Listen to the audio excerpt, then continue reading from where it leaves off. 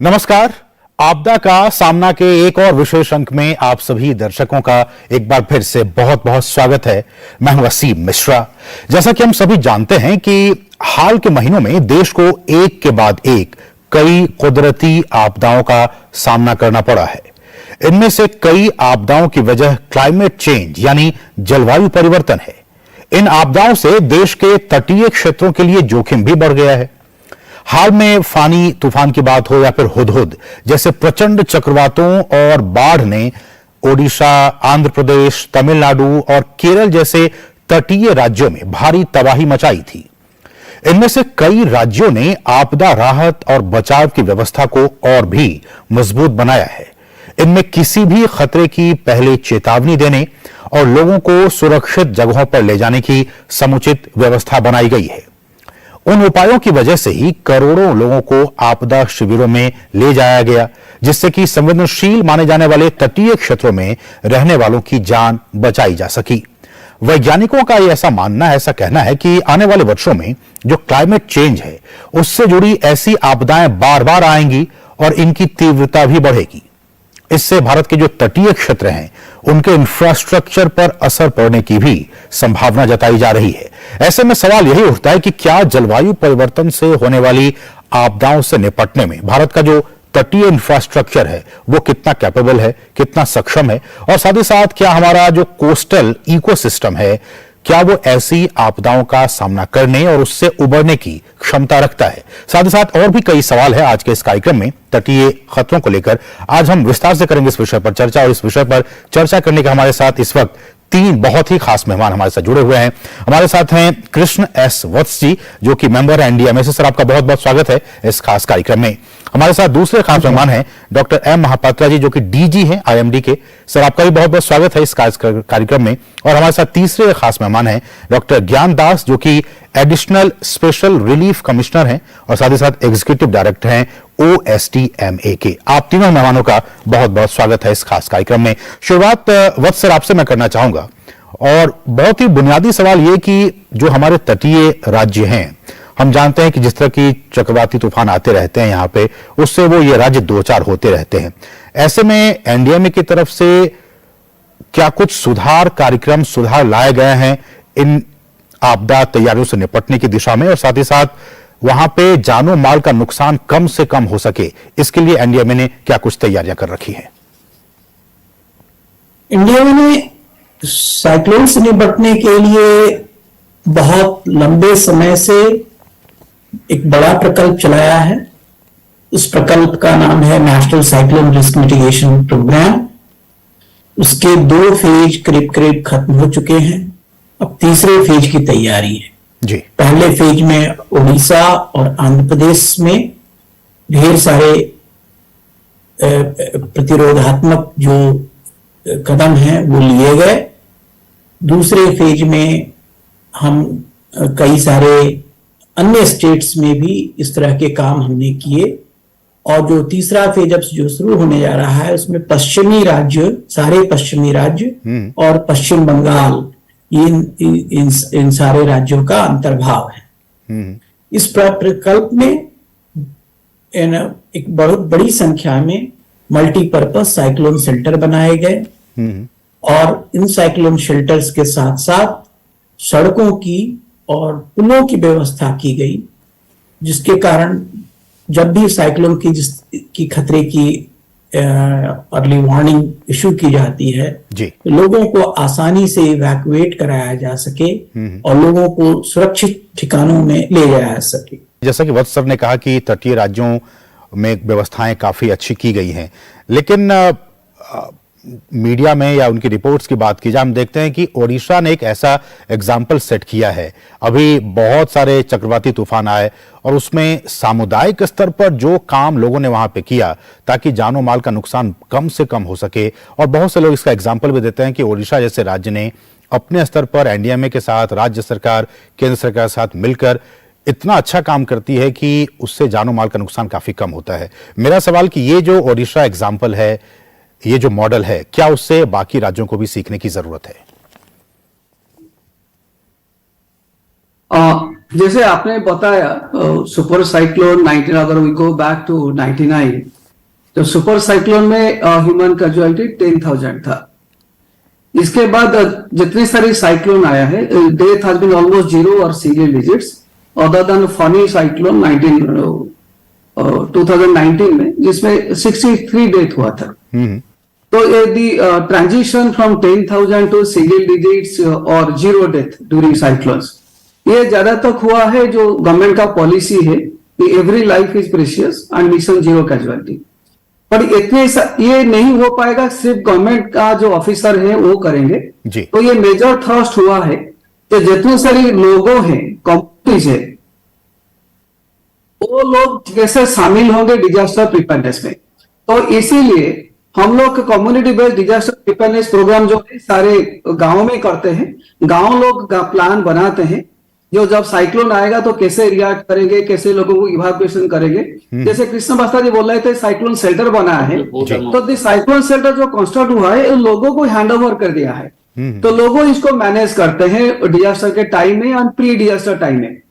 तो इसको जो प्लान बनाते हैं वो लोग के मॉक ड्रिल भी करते हैं। अगर साइक्लोन आएगा, वार्निंग कैसे डिसेमिनेशन होगा, तो लोगों कैसे इवैक्यूएट होंगे, तो कहां कैसे रहेंगे, साइक्लोन के बाद कैसे जाएंगे, तो ये सारे वो लोगों करते हैं। ये साइक्लोन हो या सुनामी हो, so they are directly, the community is playing a very active role, and इसीलिए government of Odisha also has amended the PRA Acts। तो इसमें एक स्टैट्यूटरी प्रोविजन आ गया है डिजास्टर मैनेजमेंट एक्ट के साथ, जो हर गांव में एक डिजास्टर मैनेजमेंट प्लान बनाएंगे, इसको कम्युनिटी बनाएंगे, और जो पंचायत तरह के जो इलेक्टेड रिप्रेजेंटेटिव हैं वो इसमें शामिल होंगे, दे विल गिव लीडरशिप। तो ये एंटायर डिजास्टर मैनेजमेंट जो ओडिशा का है, ये मल्टी स्टेक होल्डर का अप्रोच है, और ज्यादातर इसके मेजर रोल वो कम्युनिटी का ही होता है। बिल्कुल। तो गवर्नमेंट के जो ऑफिसर इनका वही होता है। जी बिल्कुल। मेरा आखिरी सवाल वत्स सर आपसे होगा कि हम जानते हैं कि इस तरह के जब चक्रवात आते हैं, तूफान आते हैं, तो उसका सबसे ज्यादा इम्पैक्ट महिलाओं पे पड़ता है, उनकी आजीविकाओं पे पड़ता है। मेरा सवाल ये कि इस तरह की तैयारियों में, इस तरह की प्लानिंग में, आपदा से निपटने की तैयारियों में महिलाओं, जो तटीय क्षेत्र की जो महिलाएं हैं, जो सबसे ज्यादा जिन पे इम्पैक्ट पड़ता है, उसको उस प्लानिंग में कैसे शामिल किया जा सकता है, और अगर हम शामिल करते हैं तो उसका इम्पैक्ट, जो पॉजिटिव इम्पैक्ट है, वो हम क्या देखते हैं? जी, एक तो कि जो भी प्रिपेयर्डनेस के लिए जो भी कदम उठाए जाते हैं उसमें महिलाओं का सहभाग होना आवश्यक है। जो मल्टीपर्पज साइक्लोन शेल्टर की बात है, तो वहां पर भी उस स्तर पर भी एक कमेटी होती है साइक्लोन शेल्टर के लिए, उसमें भी महिलाओं का सहभाग आवश्यक है। जो और इन सारी व्यवस्था, ये सारी व्यवस्थाएं की जाती हैं जी। जब लोगों का एक बड़े स्तर पर इवैक्यूएशन होता है, उसमें भी महिलाओं के लिए भी एक अलग तरह की व्यवस्था होनी आवश्यक है। महिलाओं का स्वास्थ्य, महिलाओं की जो विशेष जरूरतें हैं, उन सब पर निगाह देना अत्यंत आवश्यक है। और स्थानीय प्रशासन, जिला प्रशासन इन सब बातों की ओर पूरा ध्यान देता है कि हम स्त्रियों के लिए जो है अलग से कुछ व्यवस्था करें, टॉयलेट्स की, सैनिटेशन की, और उनकी जो आरोग्य विषयक, स्वास्थ्य विषयक जो आवश्यकताएं हैं उसके लिए। बिल्कुल। तो जब भी साइक्लोन के बारे में जब आवश्यक जो प्रिपेयर्डनेस मेजर्स हैं, रिस्पांस मेजर्स हैं, और उसके बाद भी जो रिकवरी एंड रिकंस्ट्रक्शन मेजर्स हैं, सारे में महिलाओं के लिए एक विशेष व्यवस्था की जाती है। महिलाओं के जो व्यवसाय है उस पर काफी असर पड़ता है, जो सेल्फ हेल्प ग्रुप्स है उस पर काफी असर पड़ता है, तो उन लोगों को भी मदद करना उतना ही आवश्यक है। तो इन सारी बातों की ओर ध्यान देने की आवश्यकता है। प्रधानमंत्री के 10 सूत्रीय कार्यक्रम में इसका समावेश है, और केंद्र शासन और राज्य शासन दोनों का इन सब बातों पर पूरा ध्यान है, और भी इसको सशक्त करने की, सक्षम करने की आवश्यकता है। हम इससे जो अभी हो रहा है उससे संतुष्ट नहीं है, और भी कुछ इसमें कदम लेने आवश्यक हैं। बिल्कुल, तो जैसा कि वो सर आप कह रहे हैं कि चाहे वो महिलाओं की बात हो या फिर ऐसे सेक्शन, ऐसे वर्ग जिनको भी, जो कि सबसे ज्यादा इससे प्रभावित होते हैं, उन पर सरकार का जो फोकस है वो ज्यादातर रहा है। बहुत बहुत शुक्रिया सर हमारे साथ जुड़ने के लिए। कृष्ण एस वत्स सर, मेंबर एनडीएमए, हमारे साथ जुड़ने के लिए और बहुत ही महत्वपूर्ण विषय पर अपनी विचारों को, अपनी बातों को हमारे साथ रखने के लिए बहुत बहुत शुक्रिया हमारे साथ जुड़ने के लिए। लेकिन हमारे साथ दो खास मेहमान जुड़े हुए हैं, हम उनसे आगे बातचीत करेंगे। डॉक्टर एम महापात्र से जुड़े हुए हैं हमारे साथ, और साथ ही साथ डॉक्टर ज्ञान दास से जुड़े हुए हैं। हम इन दोनों मेहमानों से आगे बातचीत जारी रखेंगे, लेकिन उससे पहले रुकेंगे छोटे से ब्रेक के लिए। आप देखते रहिए DD news. Drop, cover, hold, hold. Hey Akshay, has everyone understood? Good, very good. Let's do it again. When an earthquake strikes, go to an open place. If you cannot, then first drop down, Cover your head. Hold on to something tightly, or go to a safe corner and cover your head. Learn to protect yourself during an earthquake. Your wisdom lies in your preparedness. Always ensuring your safety. NDMA.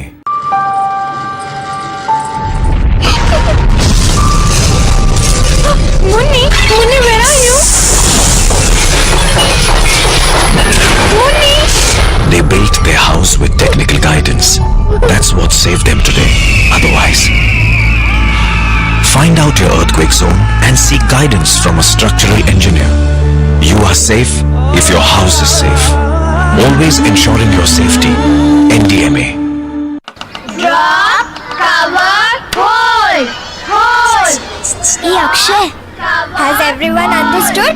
Good, very good. Let's do it again. When an earthquake strikes, go to an open place. If you cannot, then first drop down, Cover your head. Hold on to something tightly, or go to a safe corner and cover your head. Learn to protect yourself during an earthquake. Your wisdom lies in your preparedness. Always ensuring your safety. NDMA.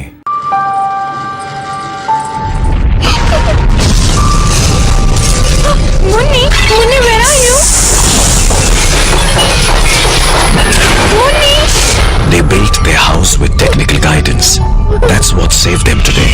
Otherwise, find out your earthquake zone and seek guidance from a structural engineer.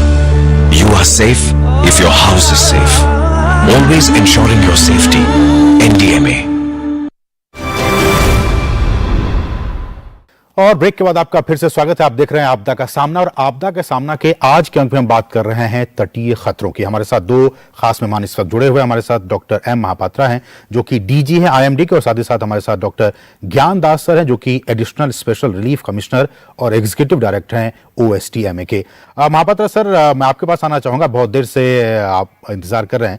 मेरा सवाल ये sir कि इस तरह की आपदाएं, और आपको तो साइक्लोन मैन ऑफ इंडिया भी कहा जाता है, आप इतनी सटीकता से इन चीजों का भविष्यवाणी कर देते हैं ताकि जो जानमाल का जो नुकसान है वो बहुत ही कम हो जाता है। लेकिन सर, मेरा सवाल अपने दर्शकों के लिए ये कि आईएमडी की अगर बात की जाए तो वो इन खतरों का लेकर, तटीय जो खतरे हैं उसकी निगरानी आईएमडी की तरफ से कैसे की जाती है, और अगर भारत के निगरानी तंत्र की बात की जाए इंटरनेशनल लेवल पे, इंटरनेशनल फोरम पे भारत को कहां खड़ा पाते हैं आप? धन्यवाद मिश्रा जी।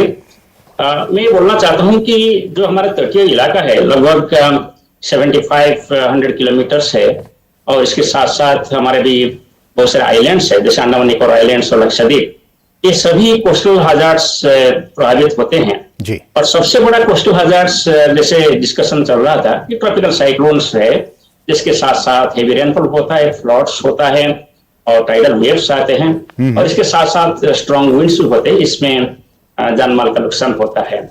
और इसके अलावा जो मानसून सीजन है, मानसून सीजन जून से सितंबर के बीच लगभग 13 low pressure systems Bay of Bengal और अरबियन सी में डेवलप होता है, और ये सभी लो प्रेशर सिस्टम्स ज्यादातर बे ऑफ बंगाल में होता है और हेड बे ऑफ बंगाल में होता है। एक तो कि एस्ट्रोनॉमिकल टाइडल वेव्स भी टुवर्ड्स फुल मून और न्यू मून डे बहुत ज्यादा होता है, जैसे बॉम्बे जैसे सिटी जो कि लगभग मीन सी लेवल के आसपास है, उसमें से टाइडल वेव से भी फ्लडिंग हो जाता है। इसके साथ साथ वेव भी डेवलप होता है बे ऑफ बंगाल अरबियन सी में। इस वेव की वजह से भी वेव सेटल ब्रेकअप होते हुए कोस्टल इलाका में कभी कभी हजार्ड्स हो जाता है। तीसरा होता है स्वेल, एक डिस्टेंट वेव फिनोमेना होता है जो कभी कभी साउथ इंडियन ओशन पे भी कोई साइक्लोन हो सकता है कि कोई डिस्टर्बेंस हो सकता है, जिसकी वजह से हमारा तटीय इलाका में waves all of a sudden आ सकता है। इसको स्वेल बोला जाता है। स्पेशली इसका सब लोकल नाम भी है, जैसे कलाकेडाल एक नाम है केरला कोस्ट के पास, जिसकी वजह से बहुत सारा नुकसान हो जाता है जी। सो ये सभी को देखभाल करने के लिए मिनिस्टर ऑफ आर्थ साइंसेस में दो स्पेसिफिक एजेंसी है। एक है इंडिया मेट्रोलॉजिकल डिपार्टमेंट, दूसरा होता है Indian National Centre for Ocean Information Services जी। और इनका जब वेव का मॉनिटरिंग और प्रेडिक्ट करते हैं, और आईएमडी जितना वेदर बेस्ड सिस्टम है जैसे low pressure, depression, deep depression, cyclones, इसका निगरानी रखता है और इसका प्रेडिक्शन देता है। बहुत से लोग ये सर जानना चाह रहे हैं कि अभी हम, चूंकि आप ओएसडीएमए को रिप्रेजेंट कर रहे हैं, क्या हमारा जो अभी इंफ्रास्ट्रक्चर है कोस्टल स्टेट्स में, जो इंफ्रास्ट्रक्चर है, क्या आपको लगता है कि उसमें वो सक्षम है इस तरह की आपदाओं को सामना करने के लिए? क्या आपको ये लगता है कि हमें एक नए इंफ्रास्ट्रक्चर की प्लानिंग करनी चाहिए, नए तरीके से प्लानिंग करनी चाहिए, जैसा कि वत्स सर कह रहे थे कि जो केबलिंग है, जो केबल का काम है, वो अंडरग्राउंड करने का काम किया जा रहा है, तो इस तरह की जो चीजें हैं उसमें और भी प्लानिंग करने की जरूरत है, या फिर जो पुराने इंफ्रास्ट्रक्चर हैं उसी में हम सुधार करके उसको कैपेबल बना सकते हैं? This is a very most pertinent question you have asked, क्योंकि जैसे हम लोग देखे हैं there has been extensive damages to the infrastructures during flood और साइक्लोन, बट सिंस 99 हम लोग जो इसका जो डिजाइन है, तो ये डिजाइन में हम लोग अभी चेंज कर रहे हैं, and Odisha has been a pioneer और underground cabling so that power disruption is least during a disaster, जैसे कृष्ण बस्ता जी बोल रहे थे उनके वक्तव्य में। एंड जो साइक्लोन शेल्टर्स हम लोग बनाए हैं, पहले तो नॉर्मली क्या होता था, हम लोग ले रहे थे कहीं स्कूल बिल्डिंग है, कॉलेज है, वहां पर ले रहे थे साइक्लोन के टाइम में, बट विद साइक्लोन शेल्टर जो हम लोग ओडिशा में कंस्ट्रक्ट किए हैं 900 के आसपास डेडिकेटेड साइक्लोन शेल्टर्स, इसका डिजाइन जो है वो आईआईटी खड़गपुर बनाया है। देन हम लोग फनी के बाद जो स्कूल्स हम लोग बनाए हैं, इसका कुछ डैमेज लेस हो, तो इसीलिए हम लोग रेडा के साथ भी हम लोग ये स्कूल बिल्डिंग जो है ये कैसे डिजास्टर रेजिस्टेंट होगा, इसको भी हम लोग कर रहे हैं। इसके अलावा अभी ये डिजास्टर मिटिगेशन फंड आ गया है, तो इसमें हम लोग क्या करते हैं, जो स्टेट डिजास्टर मिटिगेशन फंड है या नेशनल डिजास्टर मिटिगेशन फंड है, तो हम लोग पायलट बेसिस में डिजास्टर रेजिलियंट इंफ्रास्ट्रक्चर बना रहे हैं, ये फ्लड के लिए हो या साइक्लोन के लिए। So this can be done for the disasters notified by the government of India, also for the disasters notified by the state government also. तो इसीलिए हम लोग जो डिजास्टर रेजिलिएंट इंफ्रास्ट्रक्चर वो जो है इसको बना रहे हैं। और एक बात मैं बताना चाहूंगा, क्योंकि आफ्टर फनी तो हम लोग पहली बार इंडिया में पोस्ट डिजास्टर नीड असेसमेंट किए थे, तो इसमें पता चलता था किस टाइप का डैमेज हुआ है, क्यों हुआ है, किस टाइप का लॉस हुआ है।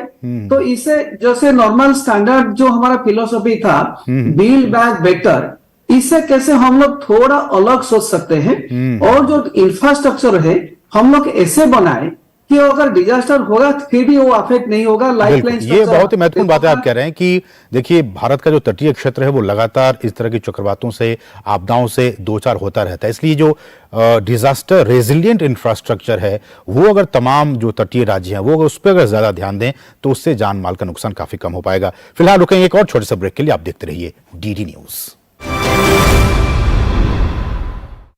Drop, cover, hold, hold. Hey Akshay, has everyone understood? Good, very good. Let's do it again.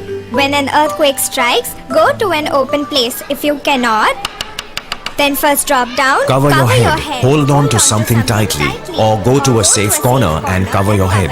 Learn to protect yourself during an earthquake. Your wisdom lies in your preparedness. Always ensuring your safety. NDMA.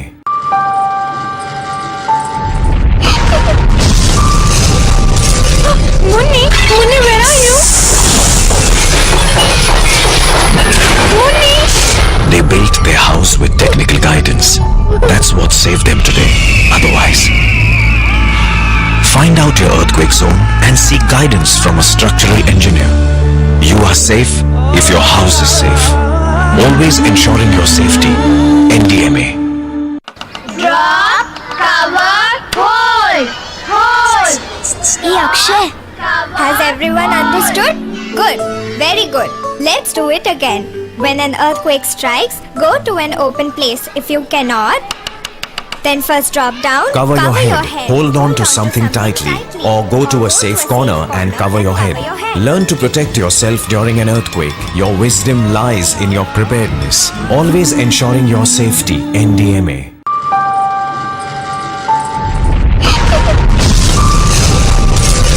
Munni, where are you? Munni! They built their house with technical guidance. That's what saved them today. Otherwise, find out your earthquake zone and seek guidance from a structural engineer. You are safe if your house is safe. Always ensuring your safety. NDMA. और break के बाद आपका फिर से स्वागत है। आप देख रहे हैं हमारा खास कार्यक्रम आपदा का सामना, और आपदा का सामना के आज के अंक में हम बात कर रहे हैं तटीय खतरों की।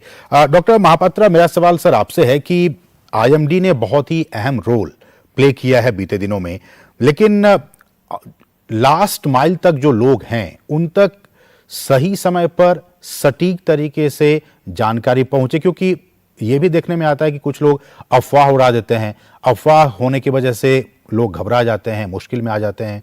सही तरीके से पहुंचे, सटीकता से पहुंचे, फैक्ट्स के साथ वो सूचना पहुंचे जो आप पहुंचाना चाहते हैं। इसके लिए आईएमडी क्या कुछ इसके लिए सोचता है, क्या कुछ प्लानिंग है राज्य सरकारों के साथ मिलकर? धन्यवाद। जब हम तटीय हजार्ड्स, कोस्टल हजार्ड्स की बात करते हैं, तब एक कम्युनिकेशन एक बड़े अहम भूमिका रखता है। हम आपको थोड़ा याद दिलाएंगे, जो 2017 को दिसंबर महीने में जो साइक्लोन ओखी आया था जी, जो कि बे ऑफ बंगाल में डेवलप होते हुए श्रीलंका होते हुए अरेबियन सी को गया। इसमें कुछ फिशरमैन केरला कोस्ट से डीप सी को चले गए थे साइक्लोन डेवलप होने से पहले। उनके पास कोई कम्युनिकेशन पहुंचा नहीं पाया, इसलिए निखोज हो गए और कुछ शायद डेथ भी हो गए होंगे। बिल्कुल। इसमें यही सीख मिला कि हमको जो एग्जिस्टिंग पॉलिसी है इसको चेंज करना पड़ेगा। जैसे हम लोग जानते हैं कि फिशरमैन सिर्फ 50 किलोमीटर तक जाना चाहिए सी के अंदर, और आजकल फिशरमैन डीप सी तक चले जाते हैं, इवन 1000 किलोमीटर तक भी वो चले जाते हैं। इसलिए ये डिसीजन लिया गया इंडिया मेट्रोलॉजी डिपार्टमेंट की तरफ से कि पहले कि हम तो फिशरमैन वार्निंग को पूरा बे ऑफ बंगाल अरेबियन सी के लिए लागू किया जाए। 2018 से लागू किया गया। इसके साथ साथ ये डिसीजन लिया गया हाईएस्ट लेवल पे कि हमको सिस्टम डेवलप करना पड़ेगा। जैसे हम जो वार्निंग इशू हो रहा है इंडिया मेट्रोलॉजी डिपार्टमेंट से और इनक्वायर से, इसको कैसे हम last mile each and every fisherman and ship को पहुंचा जाए। इसके लिए स्पेस बेस्ड कम्युनिकेशन सिस्टम, नाविक और गगन मैसेजिंग सिस्टम का तलाशी किया गया, और फाइनली ये डेवलप भी हुआ है, और अभी ये डेमोन्स्ट्रेशन भी हो चुका है कि हम इसको मैसेज पास कर सकते हैं। बिल्कुल। और तीसरा ये कदम लिया गया कि जैसे सी के अंदर बहुत सारे शिप्स होते हैं, हम एक शिप को हम वार्निंग दे सकते हैं, फिर वो शिप से दूसरा शिप को वार्निंग जा सकते हैं। ऐसे भी एक कार्यक्रम तमिलनाडु गवर्नमेंट और कुछ गवर्नमेंट में लिया गया है। और चौथा ये है कि जब फिशरमैन या जो वल्नरेबल पॉपुलेशन कोस्टल एरिया में है, वो जब सी के अंदर जाते हैं पहले उनको परमिशन चाहिए, ये भी किया गया, और कोस्टल पुलिस भी डिप्लॉय किया गया है। सो कम्युनिकेशन सिस्टम का सुधार हुआ है, मगर फिर भी हमको स्कोप है कि कैसे हम एक पूरे कम्युनिकेशन जो फिशरमैन है, जो मोस्ट वल्नरेबल पॉपुलेशन है, जो सी के अंदर जा रहे हैं, इसको एस्टेब्लिश किया जाए सटीक के साथ जीपीएस यूज करके। जैसे कि ना सिर्फ उनको अर्ली वार्निंग कम्युनिकेशन किया जाए, वरन उनको भी सेव किया जाए if they are in distress. इसके ऊपर भी नेशनल डिजास्टर अथॉरिटी और concern state governments and minister of art sciences and ISRO काम कर रहे हैं जी। और इसके साथ साथ जो शिप्स है, जो शिप्स को पूर्वानुमान या सूचना पहुंचाने के लिए हम नावटेक सिस्टम का इस्तेमाल करते हैं। इसमें इंडियन नेवी इन्वॉल्व है, director general of lighthouse light shipping है। इसके जरिए up to 465 kilometre from the coast ये इंफॉर्मेशन हर टाइम दिन में 2 बार जा रहे हैं, और साइक्लोन टाइम पर 8 बार जाता है जी। और जो डीप सी में जो शिप्स है, जो भी कोस्ट की तरफ आ रहे हैं कि जा रहे हैं, उनके लिए सैटेलाइट बेस्ड कम्युनिकेशन होता है। जैसे इंटरनेशनल मैरीटाइम सैटेलाइट का यूज होता है, और इंडिया में तो डिपार्टमेंट्स को पेमेंट करते हुए ठीक है उनको सभी इंफॉर्मेशन सेफ के साथ पहुंच जाता है। सर, समय की कमी है। डॉक्टर दास, एक आखिरी सवाल आपसे कि आने वाले दिनों में भविष्य में भारत इस तरह की चीजों के लिए और भी मजबूती के साथ अपने आप को स्थापित कर सके, स्टैब्लिश कर सके, डिजास्टर रेजिलिएंट फोर्स के तौर पर हम अपने आप को स्टैब्लिश कर सकें, इस दिशा में स्टेट गवर्नमेंट्स का क्या कुछ रोल हो सकता है, एनडीए में क्या कुछ रोल प्ले कर सकता है, आपकी नजर में वो क्या कुछ बातें हो सकती हैं? For to respond to any disaster, जो हम लोग का जो कैपेसिटी है, it has to go up actually. तो ये सिर्फ गवर्नमेंट ऑफिसर का नहीं होगा, इसीलिए एनडीए में NIDM, state government, they are also working very in close contact with each other. इसीलिए government of Odisha has given much emphasis on capacity building of all the stake holders.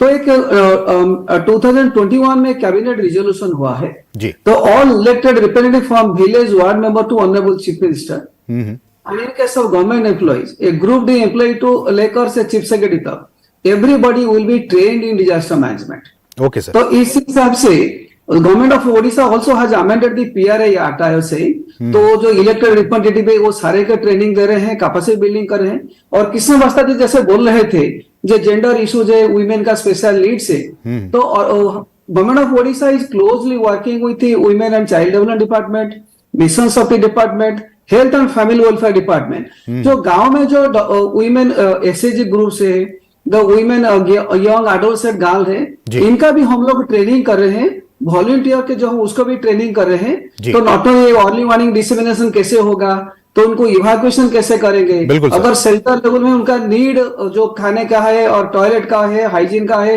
Drinking water का है, तो इसको हम लोग कैसे करेंगे, गवर्नमेंट ऑफिसर के साथ मिलकर कैसे डिजास्टर काम करेंगे।